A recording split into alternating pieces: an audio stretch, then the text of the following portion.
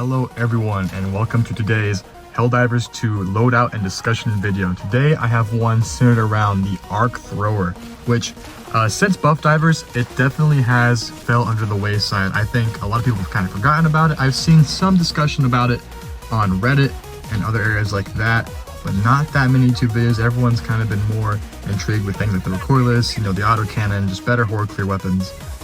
So no one's really talking about it, and I've seen a lot of people are getting especially in my Discord group, are getting the circuit expansion ship module, which is a direct upgrade to the arc thrower, and it really inspired me to want to put this video together, playtest it a little bit, and see what all works best with the support weapon. So let's get right into it. So the arc thrower, it certainly is a pretty janky weapon in some cases. It has some quirks to it, and the community has definitely made note of that. And a lot of people kind of put the weapon down because it's not the most user-friendly.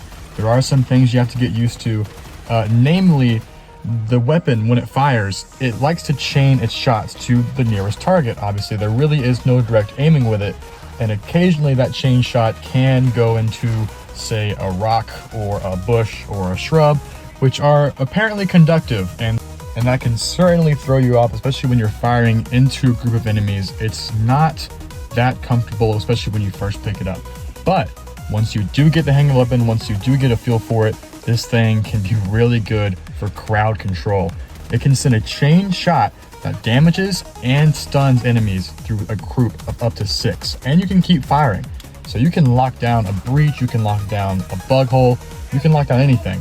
It feels really good, and you can stun anything charger size and smaller. So you're not really stunning impalers.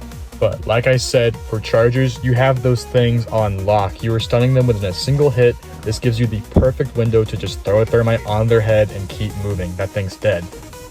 The arc thrower also has an effective range from a recent buff up to 55 meters. Now, like I said, the targeting can be kind of weird if there's any enemy or ally within that 55 meter range and the general area you're aiming in, it's gonna try and lock onto that instead. So it's kind of situational when you get to use that maximum range, but it does in some cases allow the arc thrower to have a mid-range option.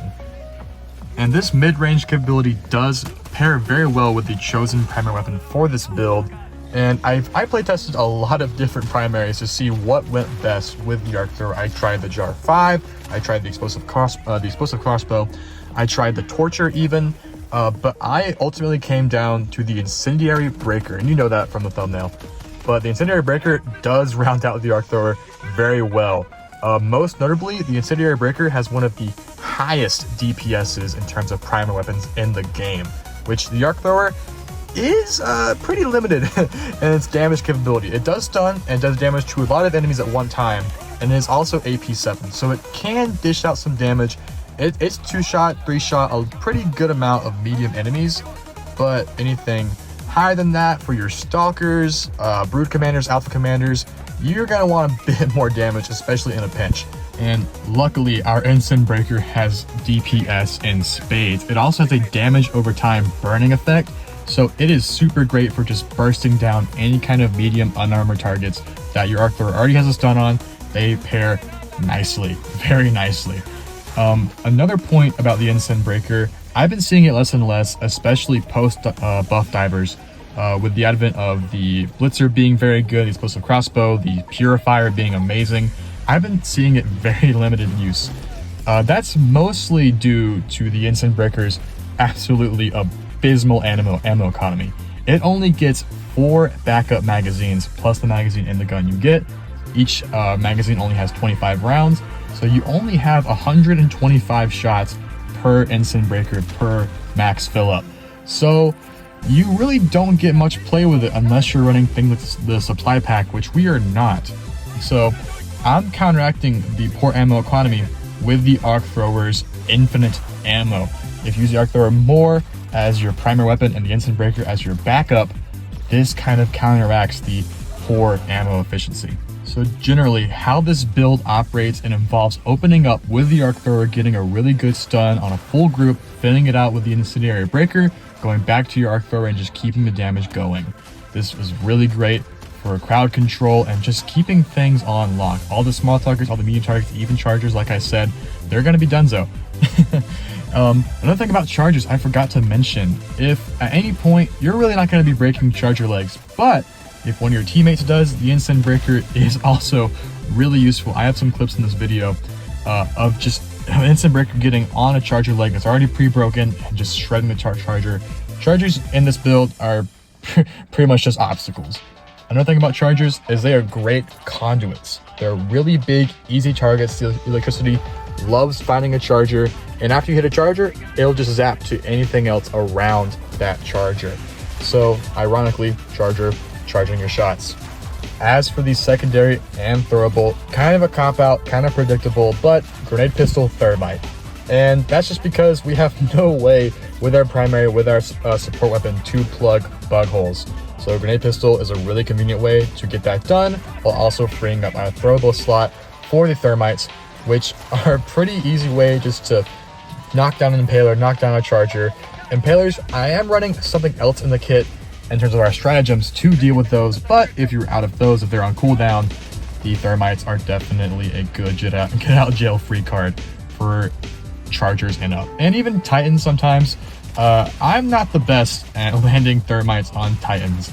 I've seen some people do it amazingly, but that's just not something I can really feasibly do, especially on difficulty 9 and up. There's way too much other stuff going on for me to be able to pull that off.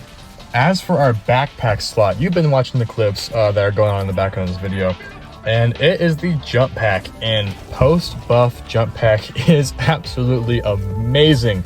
It is so much fun, and most importantly, efficient. It's fun and efficient, it's style, it's functional, it's great.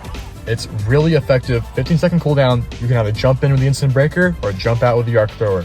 It can switch between defensive and offensive super quick. If something gets in your face while you're using the arc thrower, jump out, charge a shot while you're midair. When you land, let the shot go and just keep fighting. It is an amazing get out of jail free card. It's great for movement. It's great for anything versatile.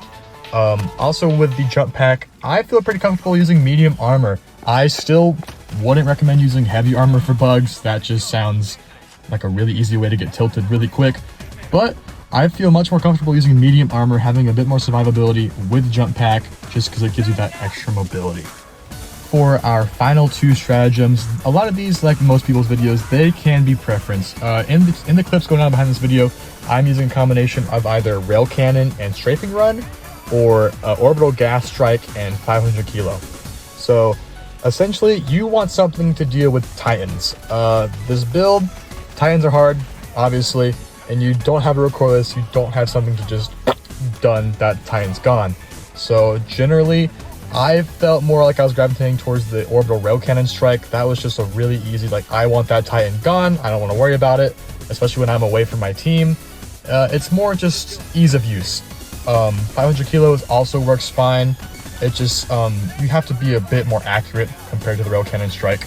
And then after you have a good stratagem pick to deal with Bile Titans, you can go for a utility pick, honestly. You can do a Sentry, you can do something that locks down bug holes. This can be your OMB, this can be Gas Strike, this can be any kind of Napalm or Orbital Gatling Strike. Like I said, I was going with Gas Strike. For utility though, I was using the Strafing Run a lot. You'll see in the clips, I was using that to absolutely... They just delete Impalers for some reason. I really don't know why they do that.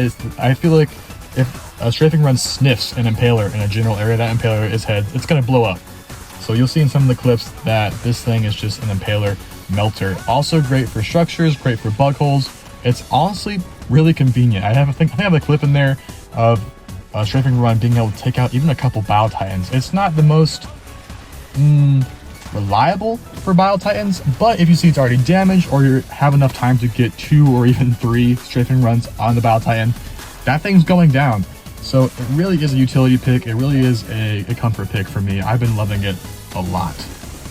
Well, all right, that's the full build right there. I'm really happy I was able to get something together for the arc thrower. It really took a good amount of playtesting. It took like 2 or 3 sessions just to really figure out what works best with this weapon, because it definitely does have some jank to it.